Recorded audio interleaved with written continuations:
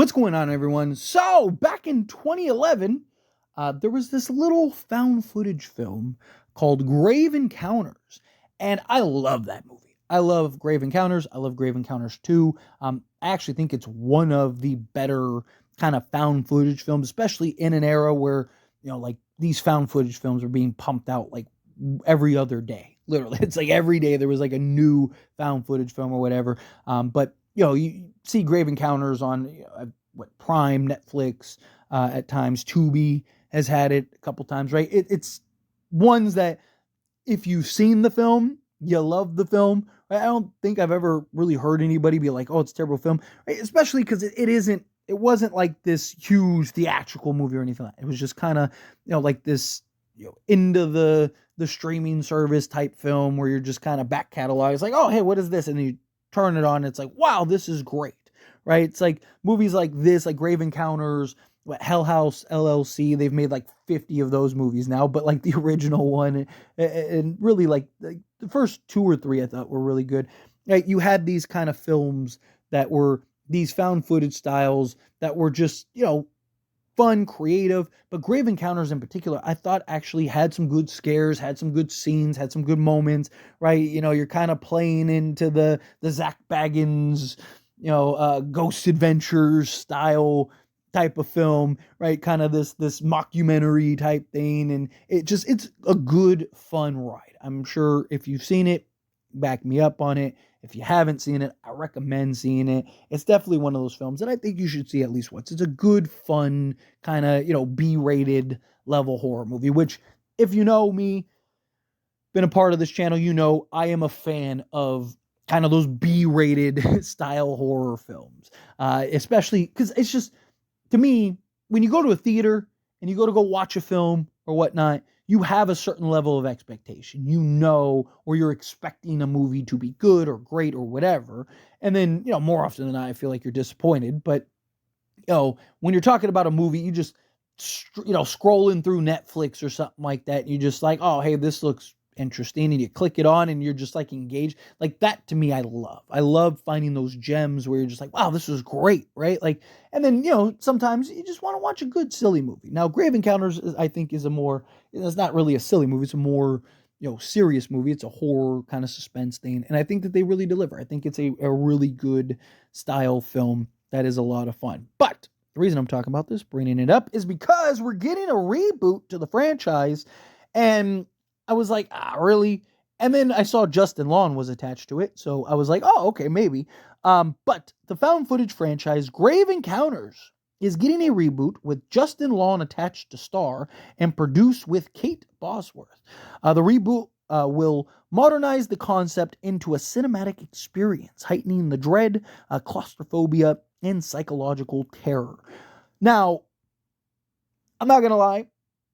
If you watch Grave Encounters, right, and you see the effects and things like that, like I said, it's really good for the style of movie that it is in 2011, all that stuff. But like, I do think with a bigger budget, right, the idea and concept and how it's kind of developed this cult following this like fan favorite style film, because like I said, it has a good following. Like a lot of people have seen it. Every time I talk to somebody about it, they're like, oh man, I love that movie. We've even talked about it on the Lethal Collective before. But one, I love me some Justin Long in the movie. We also know he's probably going to meet his end and die, because he dies in all of these movies, right?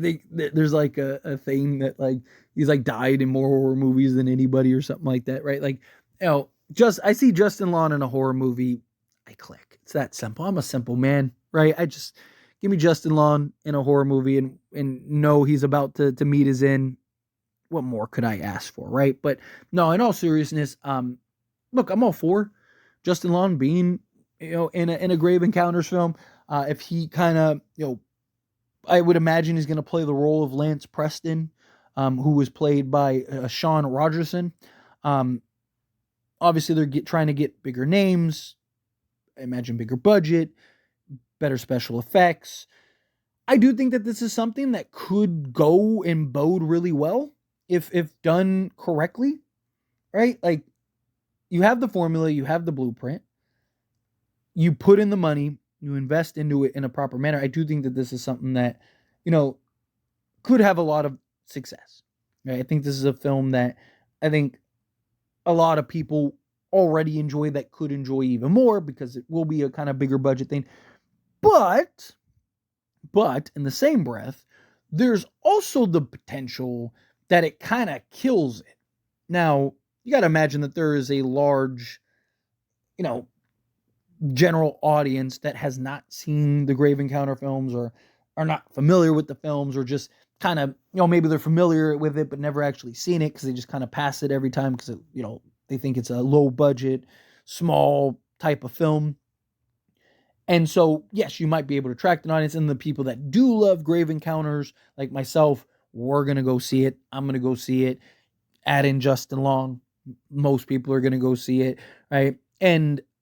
But I do worry the part of the charm of Grave Encounters is that it's this kind of low budget, style horror film that is kind of back cataloged, as I mentioned, that is just, it's not this big budget, crazy, insane thing, right? Like the Grave Encounters budget was $120,000. It did make $5.4 million at the box office, right? So it made some money, but it wasn't like this huge, crazy, like, Conjuring level movie. It was made on a shoestring budget and it had success, right? And then it spawned a sequel and all that stuff, right? And it's just a fun movie, but I worry that it may lose some of the excitement or some of what made the film, have a lot of the charm, because you're trying to now make this like, a $30 million film, right? Instead of $120,000, right? You just have some of these movies that it's just the effort, the energy, the heart, the essence, like all the things are really put into it because they have to be creative. They have to think outside the box. They have to come up with ways to make things make sense and work and all of those things. And then the effects and all that stuff. Like, it's just, you kind of sit into it and you kind of understand and grasp, okay, what this is, how this, like, I always worry that they're going to kind of ruin it and botch it. Especially with the way some of these movies in today's day and age have been coming out and worked out. I always have my concerns, but look, if it's a great movie, I'm all for it, right? Never say no to a good movie. You got Justin Long, as I mentioned, can't go wrong in that regard. So we'll see. But anyway, as always, this is a discussion. I pass the question on you. Let me know your thoughts and opinions down in the comments. What do you think? How do you feel with your thoughts? Do you agree? Disagree?